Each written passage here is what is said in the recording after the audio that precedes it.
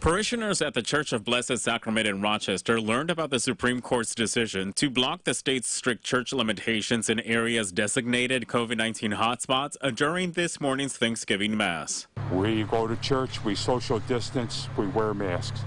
There's a protocol that nobody's allowed into church without. So we shouldn't be penalized because he wants to close everything down. I'm very happy with the decision. I think limiting it to 25 is a little overboard. So I'm happy. We've been doing great. There's been no outbreaks at all at Mass because we are limited as it is. While some parishioners praised the Supreme Court ruling, there were others who are still remaining cautious. Well, so many new cases, and all of a sudden our state is one of the higher.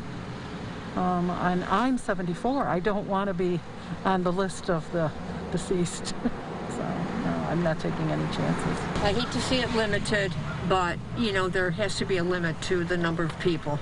25 might be a little too small. Dr. Marlo Washington, pastor at Seneca Methodist Church in Rochester, says the governor's restrictions were putting an infringement on religion. I think the government is getting a little bit too involved in people's lives and definitely is crossing into religious freedom. The ruling comes after Monroe County's increase in COVID-19 hospitalizations are among the highest in New York. How are you guys going to move forward of still having services, still providing that type of need for the community while keeping safe? You know, I was part of the governor's interfaith council involving COVID-19.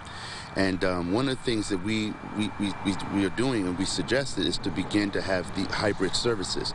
So while we are having a certain set amount of number in the physical building, we live stream the rest of the service or the same service through the internet.